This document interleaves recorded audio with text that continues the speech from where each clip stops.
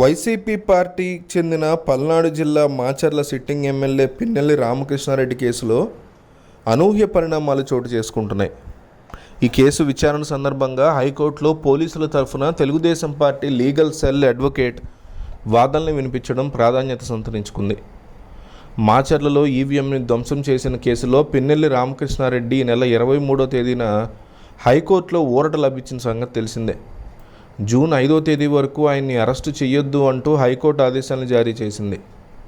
ఈ కేసు విచారణ సందర్భంగా ప్రభుత్వం నియమించిన పబ్లిక్ ప్రాసిక్యూటర్ కాకుండా పోలీసుల తరఫున తొలుత ఎన్ అశ్విని కుమార్ అనే సీనియర్ అడ్వకేట్ హైకోర్టుకు హాజరయ్యారు. ఇట్లా కావడం పట్ల వైసీపీ నాయకులు తీవ్ర అభ్యంతరం వ్యక్తం చేస్తున్నారు. ఎలాంటి జీవో లేకుండా నిబంధనలు పాటించకుండా అశ్విని కుమార్ హాజరు మీద వాళ్ళు విస్మయాన్ని వ్యక్తం చేస్తున్నారు.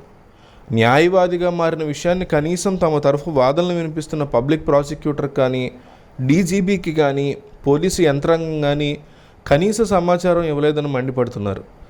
తొలి విడత హాజరైన అశ్విని కుమార్ ఆ తర్వాత హాజరు కాకపోవడం సైతం వైసీపీ శ్రేణుల్ని ఆశ్చర్యానికి గురి చేస్తోంది.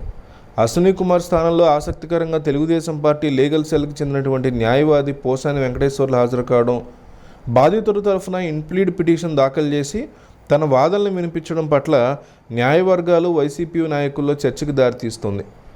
జూన్ 4వ తేదీన ఓట్ల లెక్కింపు సమయంలో పిన్నెల్లి రామకృష్ణారెడ్డిని కౌంటింగ్ కేంద్రాల్లో లేకుండా చేయడానికి తెలుగుదేశం పార్టీ పన్నిన కుట్రగా విమర్శిస్తున్నారు వైసీపీ కార్యకర్తలు.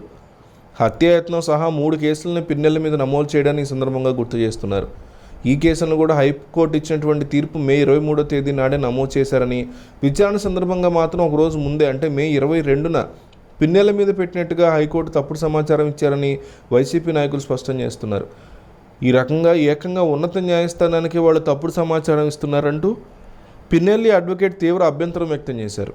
ఆ తర్వాత హైకోర్టు రికార్డులను పరిశీలించిందని, పిన్నెల మీద అదనంగా మోపిన 3 కేసులు మే 23వ తేదీన నమోదు చేసినట్టు వెల్లడైందని తెలిపారు. ఆ తర్వాత మే 24వ తేదీన స్థానిక మేజిస్ట్రేట్కి తెలియపరచగా రికార్డులో ఉందని చెప్తున్నారు. వాస్తవ పరిస్థితులు ఇలా ఉండగా పోలీసులు పీపీ ద్వారా స్పెషల్ కౌన్సిల్ అశ్విని కుమార్ ద్వారా కోర్టుకి ఎందుకు తప్పుడు సమాచారం ఇచ్చారో అర్థం కావట్లేదని పిన్నెల తరఫు న్యాయవాది పేర్కొన్నట్టు వైసీపీ శ్రేణులు చెప్తున్నాయి.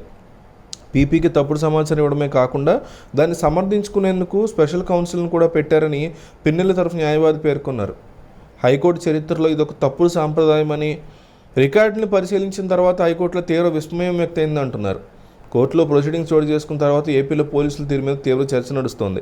మరోపక్క జగన్మోహన్ రెడ్డి పిన్నెల మీద సీరియస్ పనిష్మెంట్ ఇచ్చే దిశగా, అవసరమైతే పార్టీ నుంచి సస్పెండ్ చేసే దిశగా పార్టీ పరువు తీసిన వ్యక్తిగా కన్సిడర్ చేస్తున్నారని తెలుస్తోంది. మరి మీరేమంటారు? పిన్నెల్లిని వైసీపీ నుంచి సస్పెండ్ చేయాలా లేక డోంట్ సస్పెండా? కామెంట్ చేయండి. సస్పెండ్ లేదా డోంట్ సస్పెండ్ అని కంపల్సరీ కామెంట్ చేయండి. జగన్కి ఏ నిర్ణయం తీసుకుంటే బాగుంటుందో మీ తరఫు నుంచి సలహా ఇవ్వండి.